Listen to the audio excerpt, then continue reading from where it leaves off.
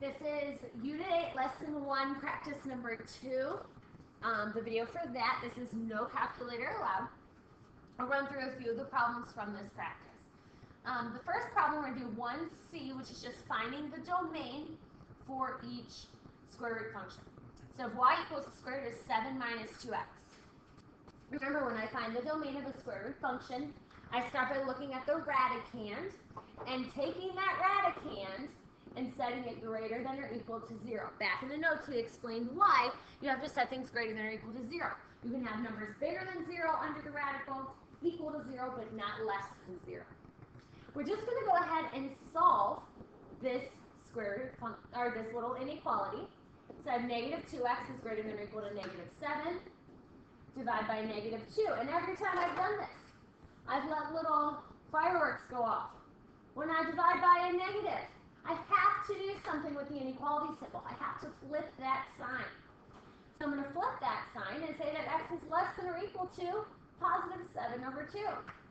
That's the answer. Now the directions do say right here in set builder notation. This is a review from Unit 1. Set builder notation just says I want all the x's, such that those x's are less than or equal to 7 over 2. So that would be set builder notation for this inequality, for this domain. If you just have the inequality, that's good enough for us. We really want to make sure you just can find the domain of a square root function. We're going to skip the matching section and jump down to number 8. So if you need help on the matching section, let your teacher know. Write an equation that matches the graph below. State the transformations to the parent function. Now, if you need to see the parent function, graph it on your paper. 0, 0, 1, 1, 4, 2, 9, 3. So if you need to see that parent function, go ahead and do that. First of all, it looks like my graph was stretched. Right? My regular pattern is out 1, up 1. Here on this new graph, I go out 1, up 1, 2, 3. So this graph looks like it has a vertical stretch by 3. If that's the first thing I notice. I also notice that my graph is not at the origin anymore. It's left 1, and then it was down 2. I think that's it.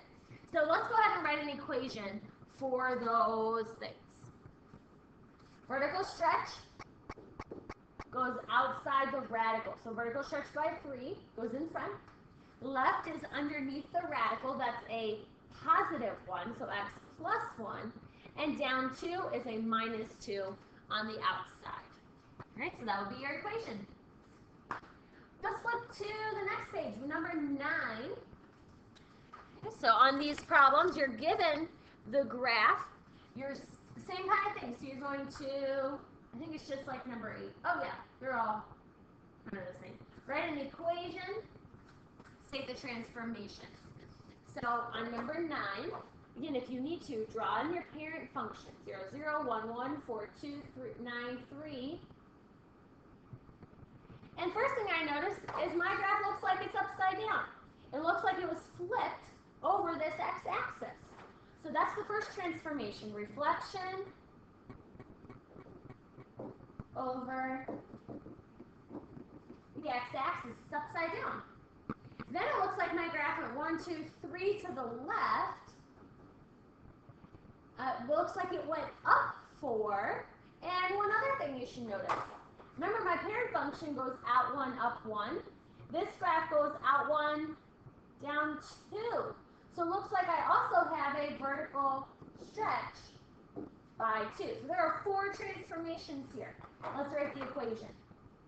What goes on the outside? Well, the reflection over the x-axis, that's a negative. Vertical stretch by 2, that means I put a 2 in front. So negative 2, square root of. Left 3 is under the radical, so it's going to be x plus 3. And up 4 is a plus 4 on the outside. Okay, next one. 12. We're multi-step graphing here, bottom problem on the page. 1/2 square root of negative x minus 3. All right, I'm going to darken in the points on our parent function here. Let's label each thing. So then 1/2 is a vertical compression, the 1/2 in front. Then we have the negative under the radical. That means that you are reflecting over the y-axis. And then the minus 3 on the outside means that your graph is going to go down 3. All right, now when I vertically compress by a half, I change the y values of the points. The y values here are 0, 1, 2, and 3. If I vertically compress, 0 times a half is 0. That stays put. 0 times 1 is 1/2, so I'll be at 1, 1/2. Half of 2 is 1, so 4, 1. And half of 3 is 1.5, so 9, 1.5. It gets a little bit smushy, but you can still plot it. I'm going to try to darken those in a little bit. Now I'm going to reflect those points over the y-axis. You have to know that the y-axis is the vertical axis. So I'm going to take each of those points and just flip them over that yellow line. The first point stays the same. There we go. And we'll connect those.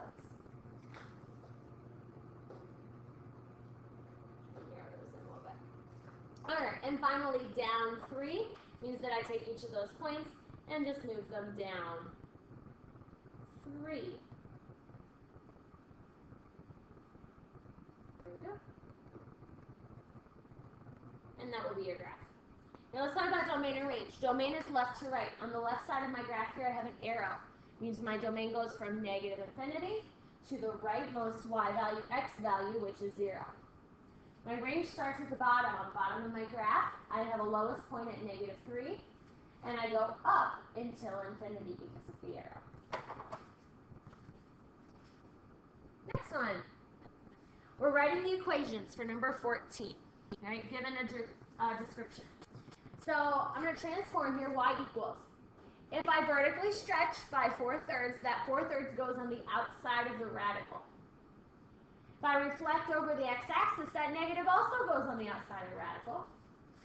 Up 4 is plus 4 on the outside, and right 7 is underneath the radical. That'll be x minus 7. And that'll be your equation. All right, if you have questions on other problems from this practice, check the Q on Canvas or ask your teacher for some help.